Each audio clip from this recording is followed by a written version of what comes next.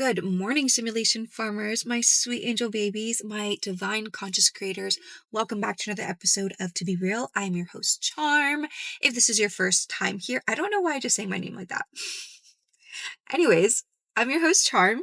If this is your first time here, To Be Real is all about reclaiming your power and becoming the conscious creator of your life so you can step into your highest timeline and just be the best version of yourself possible. Our minds have the capacity to create our realities. And so this podcast is all about honing in that power, releasing limiting beliefs, doing the subconscious shadow work, all of it. We're here to reclaim our power and become conscious creators of our reality. Today, we're talking limiting beliefs. We're talking about everything that has to do with limiting beliefs. And in a previous episode, I shared with you guys a process that I use in order to rewire my limiting beliefs. And this is such an important process because the only way to change your reality is to change your beliefs. Whatever you believe about the world is what you will experience externally. And so if you want to change your life, first you have to change your mind. And that is the importance of dissolving and replacing limiting beliefs with ones that will serve you and will serve your highest good and will reflect back to you the kind of reality that you actually want to be experiencing. So this episode might be a little bit long. I actually tried to start recording like 2 or 3 times and I was stumbling all over my words and I was like, whoa.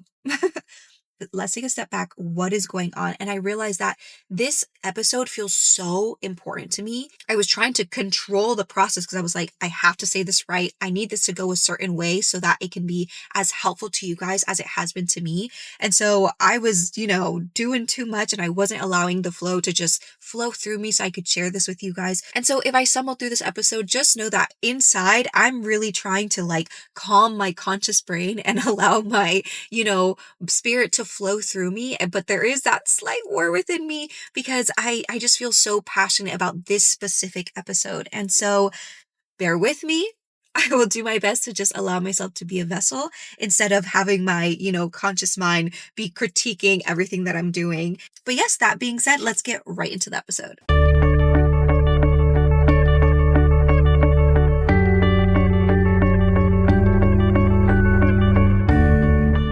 Okay, limiting beliefs. What are limiting beliefs?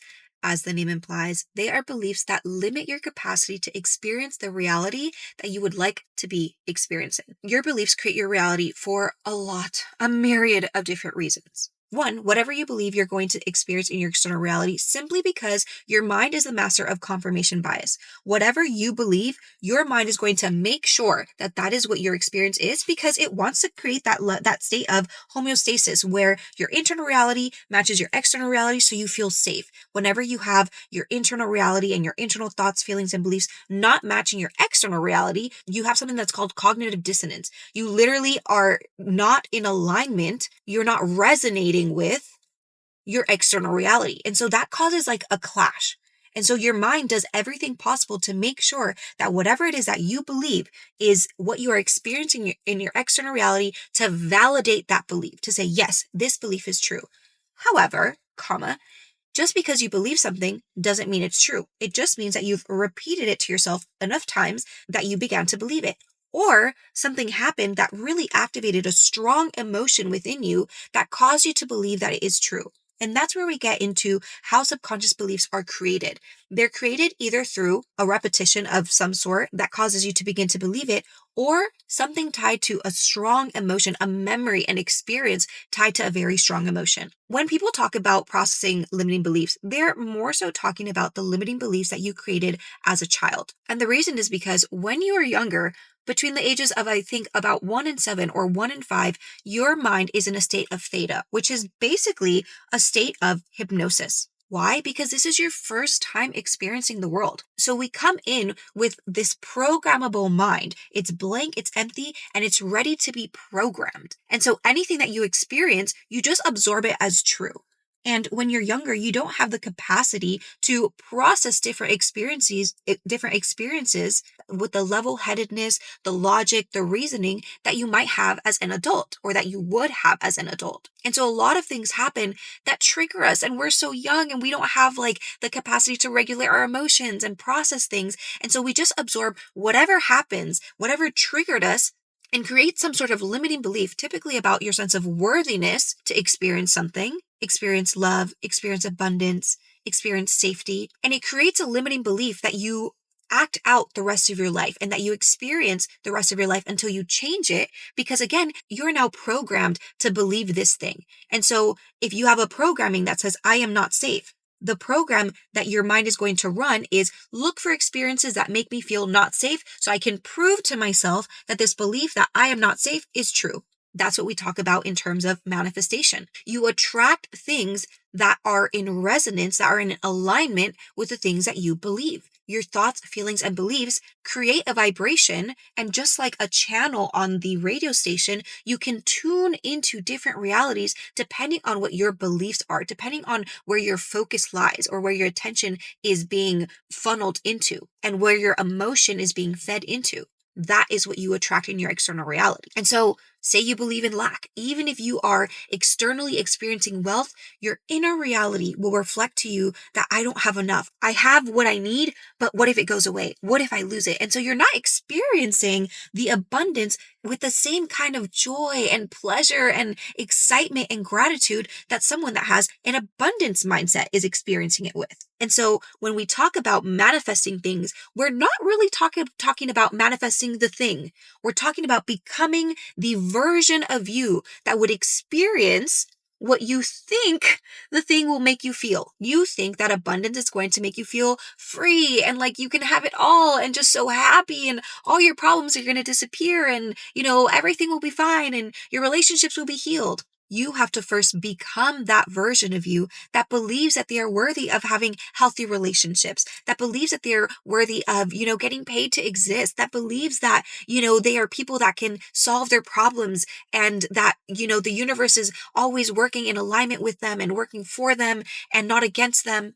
And all of this can only take place when you dissolve the limiting beliefs, when you rewire the programming in your mind in order to believe your new beliefs, in order to replace them with beliefs that will actually lead you to the reality of your dreams, not just externally, internally. And so yes, as a young child, if you experience something that is traumatizing, and traumatizing is such a loose term, anything for a very young child that is experiencing life for the very first time can be extremely traumatizing. Trauma has its own spectrum. For me, when I was 4, my family moved from South America to the United States for a better life. To me, that was so traumatizing. My favorite little table got sold, and that was so traumatizing to me. It felt like anything could be taken from me at any moment. The things that I loved most and cherished the most and valued the most could be taken away from me at any moment. We were selling our things because we needed money to move to the United States to have a better life. As a 4-year-old, I did not process that in that way. On the other scale of trauma,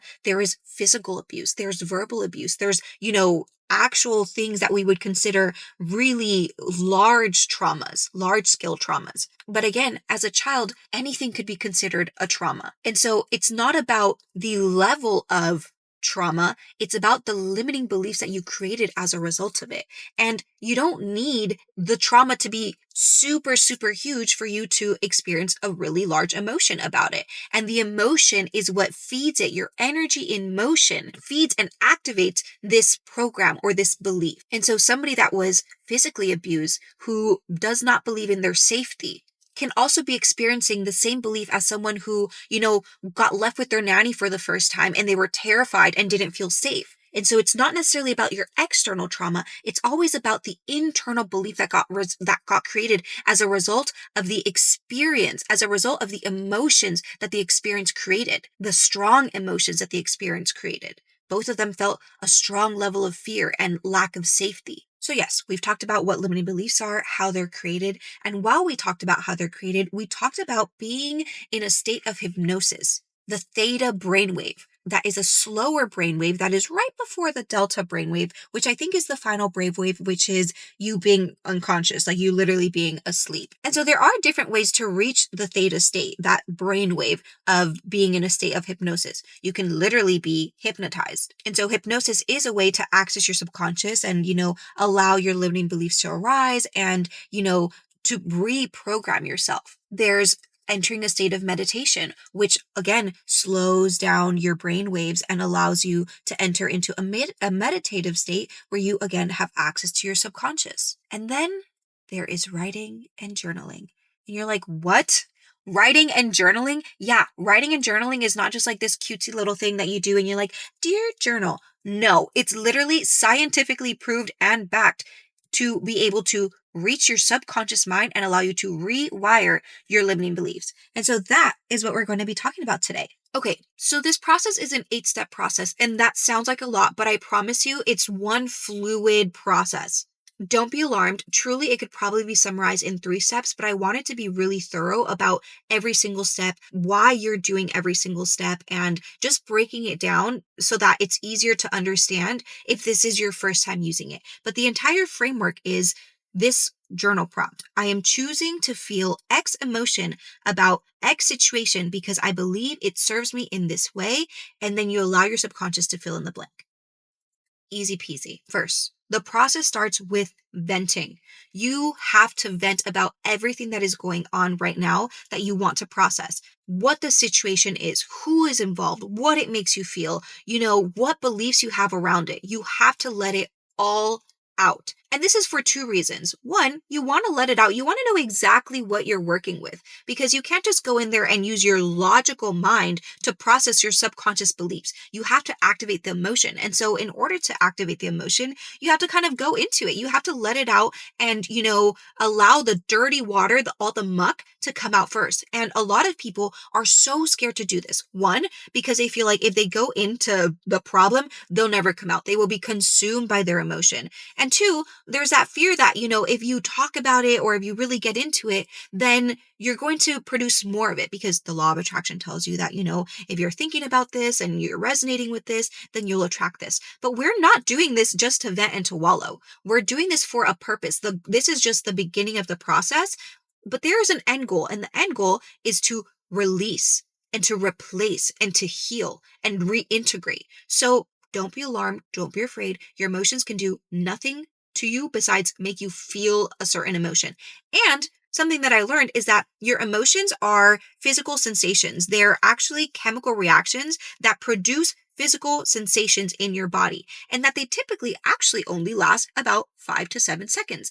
The thing that actually expands them and makes them last way longer is the story that we create around them. And so, you might feel the sensation of fear, clammy palms, and maybe a little bit of, clammy skin, whatever happens, heart racing, whatever happens when you're scared. That will last maybe 5 to 7 seconds. But the story that you create about the situation, oh my gosh, this means that they don't like me. Oh my gosh, something bad is going to happen. Oh my gosh, we almost got into a car accident. When you almost get into a car accident and you're literally so terrified, and then you go into all of holy shit, I almost died. Oh my gosh, what if this had happened? Oh my gosh. That's you extending and prolonging those emotions because you're feeding it with your focus. You're feeding it. However, if you just say, wow, that was a lot. I don't even say that was a lot. I immediately just take a long exhale. I go, and that sensation, that body sensation goes away. Now my brain is calm. I didn't get into an accident. I know I don't need to react as if I did. I don't need to feed the thoughts and all of the things that I would have been experiencing if I did get into an accident. I save myself that fear response. I save myself from extending and prolonging that fear response. Try it. It's so good. I used to be one of those people where my heart would race so much, my stomach would be in my ass for the next 30 minutes. But a long exhale activates your vagus nerve, which is, the part that relaxes you. And so you take that long exhale. And so that long exhale activates that sense of safety. When you're in a state of panic, you're either holding your breath or breathing very quickly. And so when you do a slow exhale, it allows your body to know, I'm safe. I forgot who said this, but they said fear is excitement without the breath. Oh, I forgot who said this. I need to remember, but I probably won't. It might have been Dr. Jordan Peterson, but think about it. When you're excited, it's that same sense of acceleration. However, when you're in fear, you're holding your breath and it's that same sense of acceleration, but lacking the breath. So cool. Science is so cool. Truly. Anyways, that's a little side tangent. However, it is very useful. So one, it's good to activate the emotions that are, trapped within the memory, because what you're trying to do at the very end of this is release the emotional attachment that you have or the emotional energy that is tied up into this memory. I talked about before how when you're younger, you are activating or creating these limiting beliefs because of a strong emotion that was tied to this event. Your emotions are energy in motion. And so what you want to do is release that energy. So it's just a story. We put meaning into things. Nothing has inherent meaning in it. So the emotion that you put into that experience is how you will process mentally that experience. So you want to release whatever is already stuck in there to make room to put a new story in there. So now you can process it differently and therefore experience it differently in your external reality. And so you want to let it all out. The other aspect of this is that you want to be able to go back and look at what you have as a given. I don't remember if this is the correct term, but I was an English major, and a lot of what we had to do was analyze different books, like different essays, whatever. And a lot of the times they ask you, like, what is the given in this piece of literature or whatever, in this essay, whatever we were trying to process or trying to analyze. And the given, I don't know if that's the actual name, but it's the things that they just kind of assume that the reader will take at face value. They don't explain it. They just start and they say X, Y, and Z, and that's the premise of their argument of whatever they're talking about. And they don't really explain it. It's just what is taken for granted that you already know, that you believe, etc. And so their entire argument or their entire paper is based off of certain givens. And so what are you taking for granted? What types of things did you say that, you don't actually have actual solid proof of their beliefs that you have? Like if you say something like, oh, I just know that I'll never get there. That's a given. You don't actually know that. That's just something that your subconscious mind is letting you know that you actually believe. I don't think I'll ever get there. And so these are the things that you're going to analyze after you have vented, because a lot is going to come out. A lot of things that you just naturally believe about yourself, cognitive distortions, maybe you catastrophizing and thinking that it's going to go absolutely horrible. You don't know that. You don't know that things are going to go absolutely horrible. That's a cognitive distortion. It's you distorting reality. It's your mind, deciding something that is untrue or uncertain or, has more than one way that it could go and saying, no, it's going to go this way. You don't know that. And you can literally just look up cognitive distortions and you will find this list, and it's so helpful. It's so helpful to identify how you are thinking and the different limiting beliefs that you have about yourself because of the different cognitive distortions that you have. Anyways, back to our regularly scheduled programming about limiting beliefs. Okay, so you are going to figure out what your cognitive distortions are, what things you have just said as a given that you just, take to be true just because you said it, just because you felt it. And then you will go back and synthesize it and insert it into the framework of the prompt that we said. I am choosing to feel X emotion about Y situation because I believe it serves me in this way, and you allow your subconscious to finish the sentence, and it will always be way more than a sentence, because trust me, your subconscious and your psyche are begging to be heard, and the second you give them the microphone, they're like, thanks, I have been waiting to say this for a very long time, and I'm so glad you asked. Okay, so I actually took the time to write this all out, what the steps are and what the explanation about them are. So I'm just going to go ahead and read them. This episode is getting kind of long. And so I'm just going to go ahead and read them to you guys. So second, I am choosing to feel X emotion. You have to release the emotion tied to it first because that is what is powering it. We already talked about this in a little bit earlier in terms of how your emotions are what we are trying to release in order to be able to replace them. You've brought your attention to the manifestation of this energy in motion. You are recognizing, I am choosing to power up this tube man. We talked about how, your focus dictates the kind of tube man, the thing that flies or that dances outside of, car washes or, car lets and stuff like that. And your emotion dictates the kind of dance that it's dancing. Is it something that is terrifying you or something that you are so excited to look at? So you're recognizing that I am choosing to power up this tube man to dance a specific dance because I believe it serves me. Humans do what they want to do. Subconscious motivations are stronger because they execute a code or a program that you may be able to momentarily override with your conscious mind, but your subconscious mind will always take over in the end. And so, yes, human beings do what they want to do. Even if consciously that's not what you want to do, subconsciously, your mind has some sort of program that it believes is serving you by following this program, by executing this program. And so, even if, for a week or two, you're able to change the things you're doing, change how you're talking, change the way you're acting, change what you think you're believing, eventually that code will override you. And so that's why we need to get to the core of it. It's not enough to just consciously change who you are. You need to change your programming. The next part of our phrase is about blank. So I am choosing to feel X emotion about blank. And that's just to give your subconscious mind a very specific thing to talk about. I know that tarot readers, they'll usually be like, I can see a lot of things in your energy, but I would like you to give me a specific focus. So I'm not just like telling you everything about your life. Like, is it about work? Is it about your marital problems? Is it about, like, what are we talking about? What are we even talking about right now? And so when you say about X, it's letting your subconscious know we're not talking about all of my problems right now. We're just talking about this one situation. And while we talk about this one situation, I should mention you don't need to go looking for these. You don't need to look for them. Like, I tried to do that once. It's so unnecessary. It's so overwhelming. You just need to focus on whatever is arising right now. What problem are you having right now? What do you feel resistance about right now? What do you feel like you want to do, or, you want to change your life, but for some reason you feel stuck, or for some reason you're frozen still, or for some reason, you just keep running away from it. All you have is the here and now. So you don't need to process every single subconscious limiting belief that you have ever had ever a day in your life right now. You just need to focus on the one that is affecting you right now.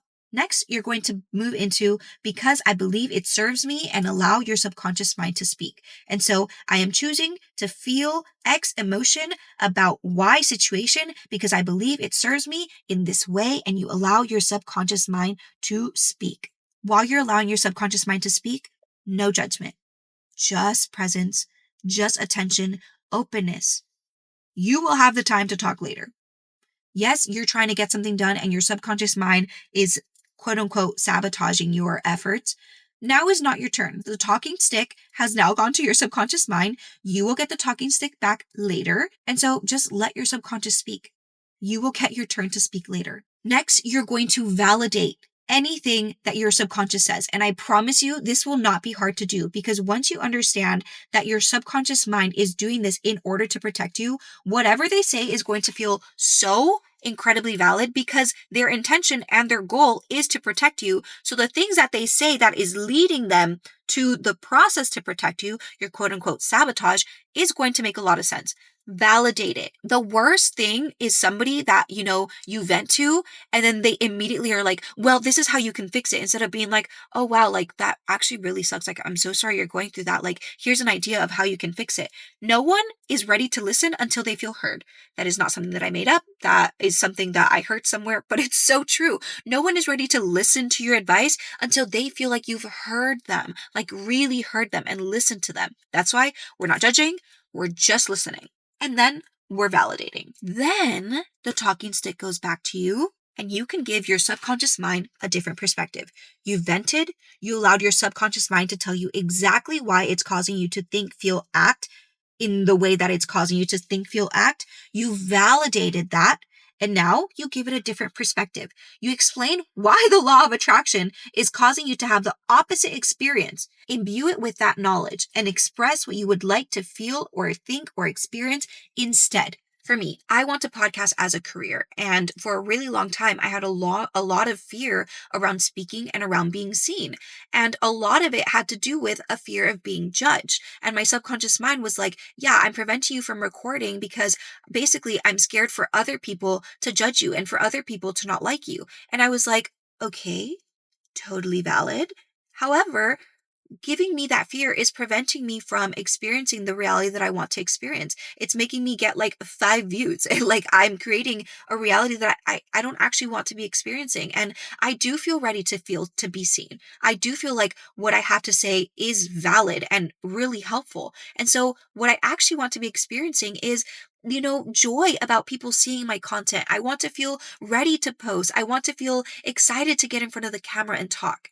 I'm letting it know what I want. the experience that I want to be having.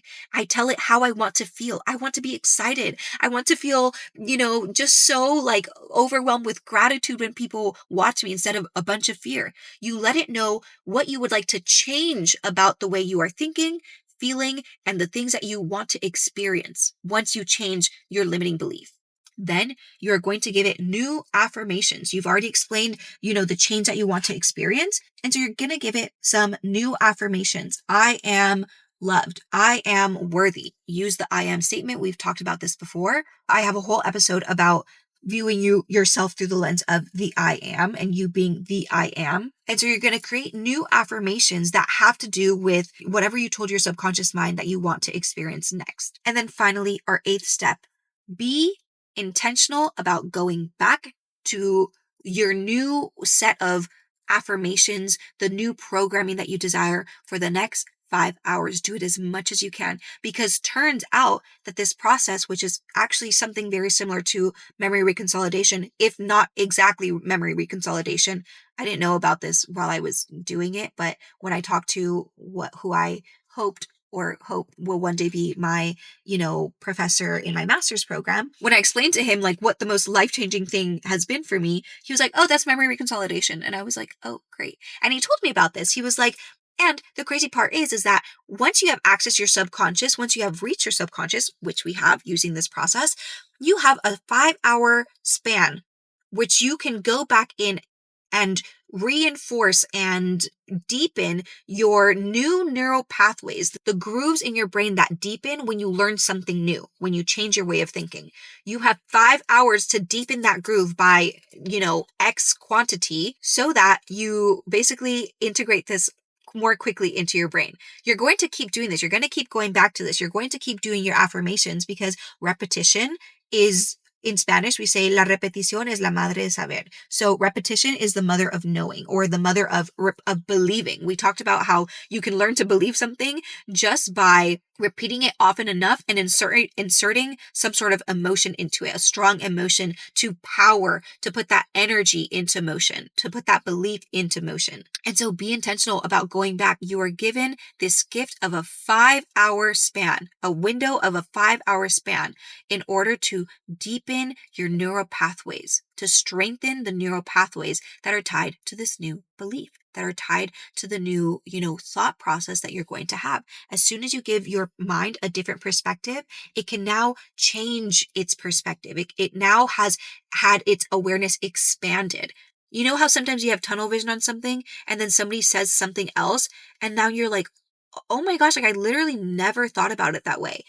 Yesterday, oh my God, my friend Luna, I was talking to her. She's brilliant. She's so young, but she's wise beyond her years. I was talking to her about how I had said something about something that made me kind of uncomfortable in the moment, and how I was feeling so bad about having said something, and I was worried about making the other person feel like really embarrassed or just like feel bad about the fact that they had crossed a boundary. And she was like, girl, first of all, you said it in a really respectful way. And second of all, you should never feel bad about protecting yourself and, asserting your boundaries. You are keeping yourself safe and you deserve to feel comfortable in any relationship. And I literally pulled out my phone and I was like, repeat it.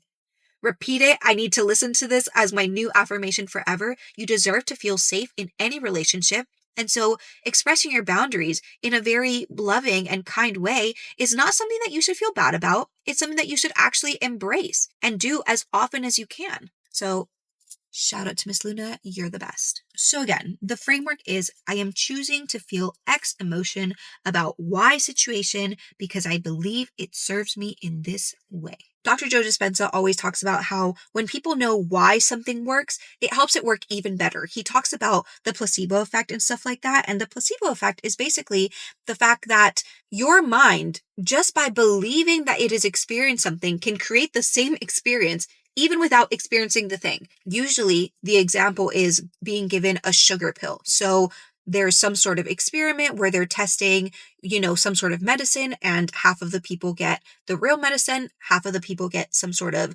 sugar pill.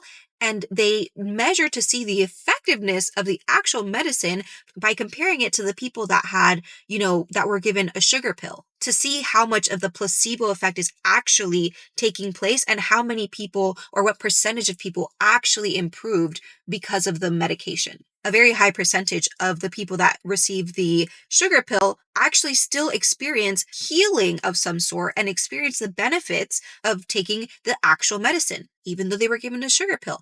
There's a thing called the nocebo where, they're also given a sugar pill and they're now experiencing the side effects, the negative side effects that they were told that the actual medication was going to have. When you know how something works, when you know why the placebo effect works, it doesn't make it less effective. It actually makes it more effective. And so I want to go into why writing actually helps you access your subconscious mind so that you guys can know why this process works. It's not just like this thing that I pulled out of thin air. This is my distilled, version of this process that I've kind of been working on in the last 3 years by, different things that I've pulled from different teachers, my spiritual therapist, Bashar, just different things that I've kind of gathered and put together all in one to create this, short little process. But it's not anything that I have, by myself come up with. There's nothing new under the sun. So I'm not trying to take credit for this in any way. But yes, why writing allows you to reach your subconscious.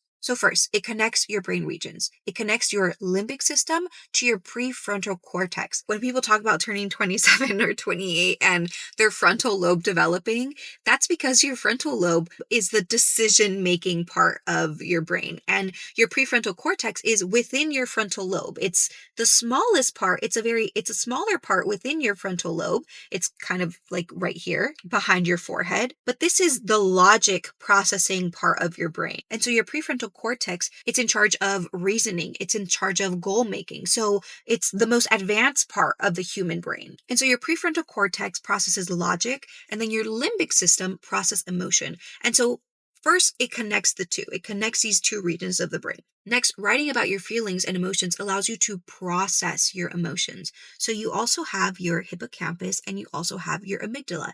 Your amygdala is basically the fear part of your brain. It's the stress part of your brain. It activates your emotions. And your hippocampus allows you to access memories. And so when you're writing, it allows your hippocampus to access your deeper memories while also calming your amygdala so that you can, process the memories without activating a stress response and having an emotional reaction to the memories that you're having. Writing also slows down your thoughts in general, the way you're thinking in general. And sometimes, not sometimes, when you're just experiencing the world, everything is moving really, really quickly. Your conscious mind can only process 40 to 50 bits of information. However, your subconscious mind and your senses can process up to 11 million bits of information at a time. But when you are slowing down because you are writing, it allows you to process more, not more of the 11 million bits of information, but it allows you to see things that you wouldn't normally see because typically the 40 and 50 bits of information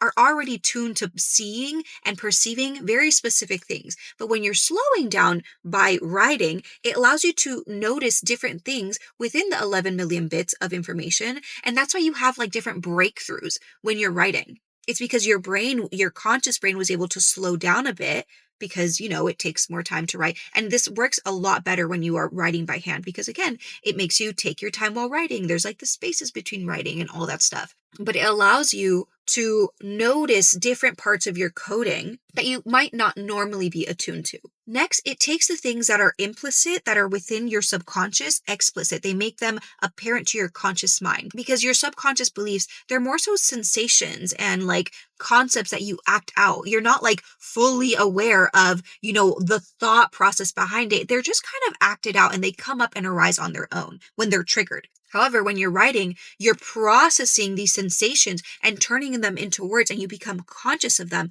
And the only way to change something is to first become conscious of it. And so that's where this entire thing comes into play. It's accessing your subconscious mind, accessing the memories, accessing your limiting beliefs, becoming aware of them, and replacing them with something that actually serves you. Lastly, writing and free writing, it quiets your inner critic. It quiets the part of your brain that is constantly judging all of your thoughts. The reason that it works is scientifically backed. There's something else that I remember that I wanted to say, but I have now forgotten. Ooh, I remember. I have talked about signs and symbols of the universe and how basically the sign is wherever you feel in your soul that the sign is. And when I realized that there were 8 steps, and honestly, I wanted there to be seven. Seven is like my angel number. And I was like, oh, I wish there were seven.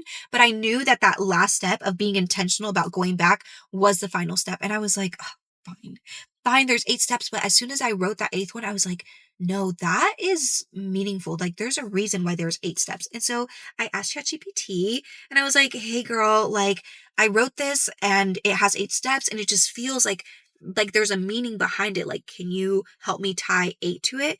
And I thought about a couple things on my own first, and she kind of affirmed it as well. But 8 sideways is the number of infinity. So this is a process that never ends. You're going to be doing this the rest of your life, even if it's not this specific process that I'm telling you guys to use or this specific prompt. This process of, you know, activating and reaching your subconscious and, deactivating your limiting beliefs and activating a new programming within yourself. That is not a process that ends. There is no mountaintop that you will reach that you will forever live on.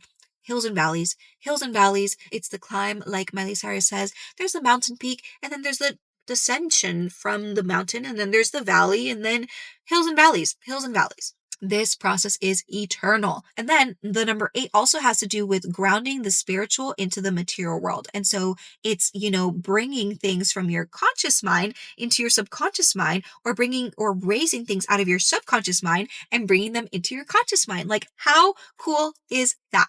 Then there's a couple more that I will read to you guys. Those were the 2 that I kind of thought about on my own, but she said something phenomenal and I was like, oh, I love that. So she said, the symbolism of 8. 8 isn't just a number, it's a frequency. Turn it sideways and it becomes an infinity symbol. A reminder that transformation isn't linear, but cyclical. So that's another aspect. It's very cyclical. Each time you move through these 8 steps, you complete a loop of awareness and rise to a new level of consciousness. In numerology, 8 represents balance between the spiritual and the material, the unseen belief and the seen reality. It's the energy of empowerment, cause and effect, the alchemy of as within, so without. So these 8 steps aren't random. They mirror the infinite dance of rewiring and recreating yourself. We love it. We love the signs and symbols of the universe. So these are the 8 steps, and I will review them one more time in case you guys just want to go to the end of the episode and, listen to the whole thing without my very long explanations about everything. First, vent. Let it all out. This is your conscious mind speaking. Just let it happen. Second, I am choosing to feel X emotion. So identify your emotions from whatever it is that your conscious mind expressed in all of your venting. Third, you're going to specify what this is about. So I'm choosing to feel X emotion about X situation. Give your subconscious mind something to focus on because I believe it serves me in this way, and you allow your subconscious to speak. Fifth, validate whatever it is that your subconscious mind said. Write your own paragraph validating it. 6, give it a different perspective. Explain why it is that whatever your subconscious mind is doing right now is giving you the opposite results of what it is that you would like to experience. 7, create the affirmations that you're going to begin practicing. And 8, be intentional about going back to it for the next 5 hours and for however long is necessary until you believe it. Anyways, that is the end of our episode. Thank you so much for listening. I hope that it was so worth your time. I hope that the knowledge and the wisdom and the process that I was able to share with you guys, thanks to Source, because when I tell you guys I was stumbling over every single word, like the first few times that I was trying to record, insane. And I also learned a couple more things while I was speaking. I was like, period, that was a download. Thank you so much. My intention for this episode is that you guys come back to it as often as possible until it's something that you guys fully understand for yourself and can integrate and can use as often as possible in order to rewire your brain, rewire your mind to become that highest version of yourself, to release these limiting beliefs and get back into alignment with who your higher self knows that you are. You are worthy. You are so loved. I know it. Your higher self knows it. Now it's time for you to know it and practice it. Anyways, thank you so much again for tuning in, and I hope to see you guys in my next episode. Love you. Bye.